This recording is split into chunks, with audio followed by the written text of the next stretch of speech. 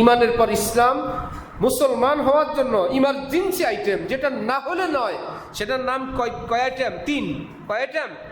1 নম্বরে, দ্বিতীয়, 3 নম্বরে সুন্নতে মুআক্কাদা।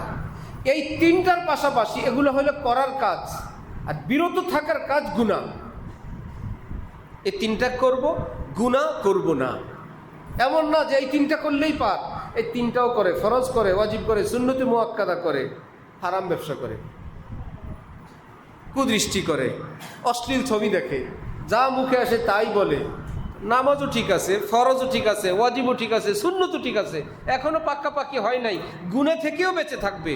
এরপরে এবার টাইলসের কথা বলছিলাম না, নফল যদি নাও পারেন, পাগড়ি যদি নাও রাখেন, বড় এশাক আওয়াবিন যদি নাও পড়েন, প্রতি বছর হজ উমরা যদি করতে নাও পারেন, লক্ষ কোটি টাকা যদি দান সদকা করতে নাও পারেন, বিরাট জুব্বা পরতে নাও পারেন, ইনশাল্লাহ ফরজ ওয়াজিব সুন্নতগুলো যদি থাকে, আর যদি গুনাহ থেকে বেঁচে থাকেন, হক্কানি কোনো আল্লাহর ওলির সঙ্গে যদি লেগে থাকেন, আল্লাহর কসম করে বললাম, কোরআন হাদিসের শিক্ষা, ওই আল্লাহর ওলি যেই জান্নাতে যাবেন, আল্লাহ পাক আপনাকে সেই জান্নাতে নিয়ে যাবেন।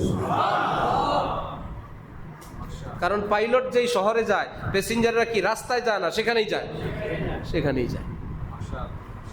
ইঞ্জিন যেই শহরে যায়, বগি সেই শহরে যায়। বগি কি সব 1 ক্লাসের না 3 ক্লাসের? First, second, third.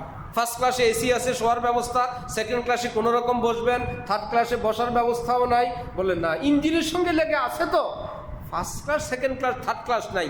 আমি আসি আল্লাহ আল্লাহ করে ইঞ্জিনের সাথে লাইনে আসি, কষ্ট মষ্ট হইলেও যায় পুষবো। ঠিক যদি আমরা হক্কানি আল্লাহওয়ালা ওলামাই কেরামের সঙ্গে জুড়ে থাকি, ফরজ ওয়াজিব সুন্নতগুলো আদায় করি, গুনাহ থেকে বেঁচে থাকি। কেউ আছে ফার্স্ট ক্লাস, একদম গুনাহ টুনা হয় না, ভালো।